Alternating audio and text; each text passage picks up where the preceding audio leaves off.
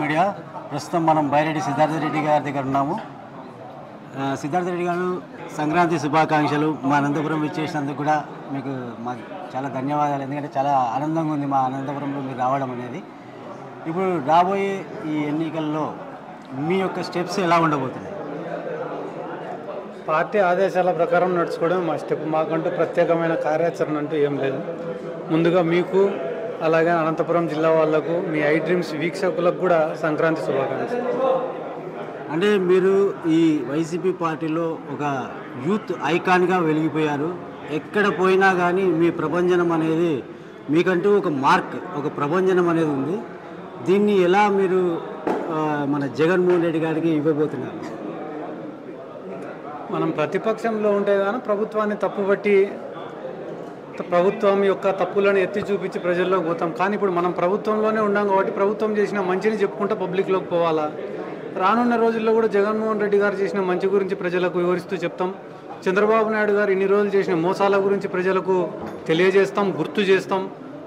అలాగే రానున్న రోజుల్లో అనైతిక పొత్తులు ఏవైతే ఉన్నాయో, తెలుగుదేశము, జనసేన, కాంగ్రెస్, బీజేపీ, ఇవన్నీ ఇంటర్నల్గా ఎవరెవరు కలిసి వస్తున్నారు, బయటపడి ఎవరెవరు కలిసి వస్తున్నారు అన్నీ కూడా ప్రజలకు వివరించి చెప్పి న్యాయం ఏ పక్కన ఉంటే ఆ పక్క నిలబడం అని చెప్పి ప్రజలను కోరుతాం.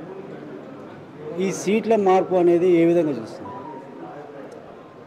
ఇప్పుడు సీట్ల మార్పు అనేది జగన్మోహన్ రెడ్డి గారు ఈరోజు చెప్పిన విషయం కాదు కదా. దాదాపు ఒక సంవత్సరం రోజుల నుంచి గడప గడప బాగా తిరగండి, ప్రజల్లోకి వెళ్ళండి, ప్రజా సమస్యలు తెలుసుకోండి. ఎవరైతే కానీ ప్రజల్లో మంచి పేరు తెచ్చుకుంటారో, సర్వేలలో మంచి రిపోర్ట్స్ వస్తాయో వాళ్ళకందరికీ ఖచ్చితంగా టికెట్లు ఇస్తాను. ఎవరికైతే కానీ సర్వేలలో బాగా రాదో వాళ్ళని మారుస్తా, వేరే రకంగా పార్టీకి ఉపయోగించుకుంటా అని చెప్పి ఇంతకుముందే చెప్పడం జరిగింది.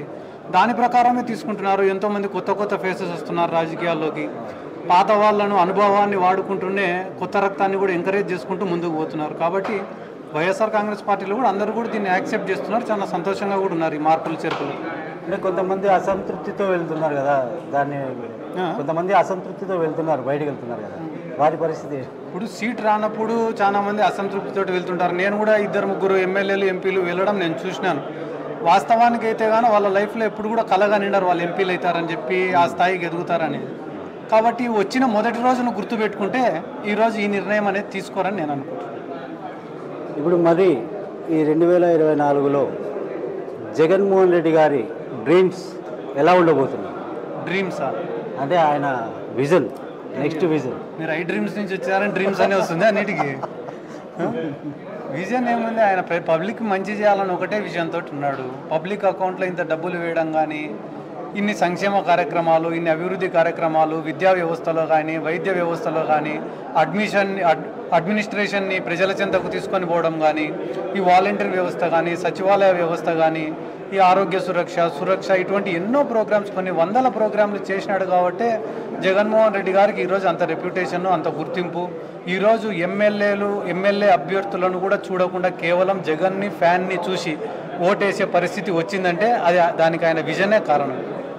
వీళ్ళు ఇప్పుడు రాబోయే ఎన్నికల్లో పొత్తులతో వస్తున్నారు. మీ ప్రత్యర్థులు అంటే మీ ప్రతిపక్ష పార్టీలు పొత్తులతో వస్తున్నారు.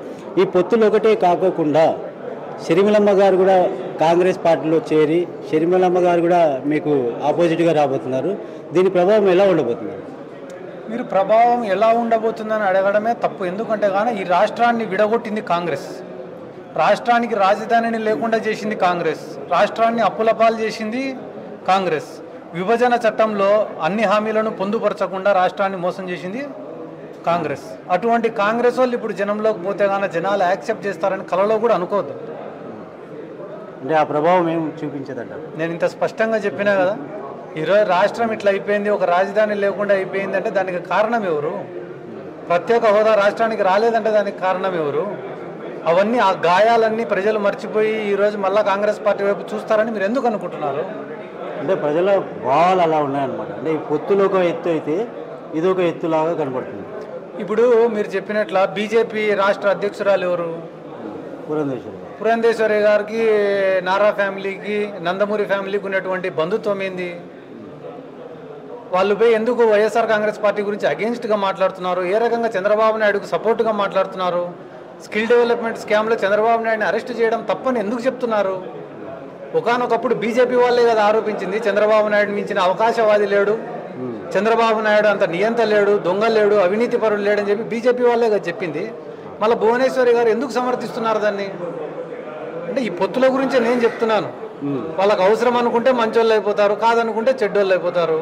ఈ రాష్ట్రంలో కాంగ్రెస్ పార్టీని లేకుండా చేసింది జగన్మోహన్ రెడ్డి గారు.